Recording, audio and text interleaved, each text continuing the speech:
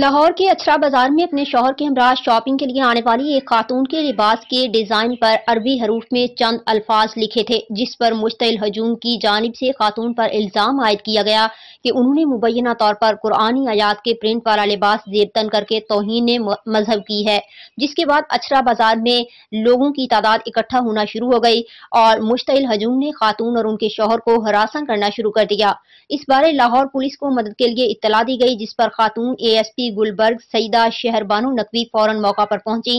اور صورتحال کو مزید بگڑنے سے روکتے ہوئے مقامی علماء دین کی مدد سے نہ صرف مشتعل ہجوم کے ساتھ معاملہ فہمی کرتے ہوئے ان کے مذہبی جذبات کو قابو کیا، بلکہ مذکورہ خاتون کو بھی ان کے درمیان سے باحفاظت نکالنے میں کامیاب ہو گئیں۔ اس واقعے کے بعد پولیس کی جانب سے ایک ویڈیو بیان جاری ہوتا ہے جس میں وہ خاتون معافی مانگ رہی ہوتی ہے۔ اس پر سوشل میڈیا میں پولیس اور ASP کو بہت زیادہ تنقید کا نشانہ بنایا گیا۔ اس پر ASP گلبرگ سیدہ شہر بانو نقوی کا کہنا ہے کہ بسم اللہ الرحمن الرحیم، میرا نام سیدہ شہر بانو نقوی ہے، میں ASP گلبرگ ہوں، میرے ساتھ کھڑے ہوئے SHO اچھرا بازار۔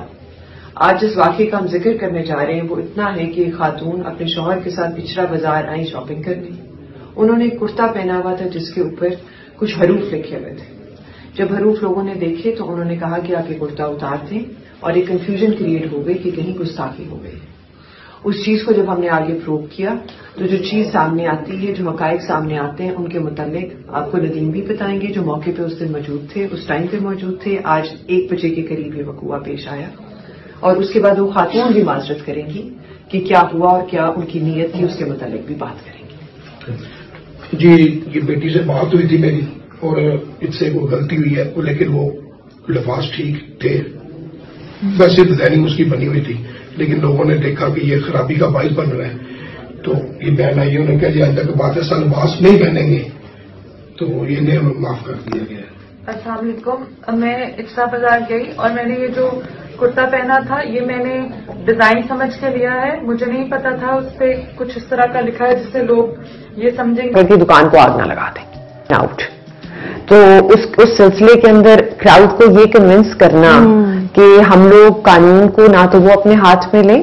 اور قانون ہم سے بھی بالا تر ہے اور جو اسٹیٹ کا لا ہے اس کو ہم فالو کریں گے بالکل، اور انشور کروائیں گے کہ جس کا بھی قصور ہے دیٹ پرسن اور individual is taken account of. اور چیز کو کہ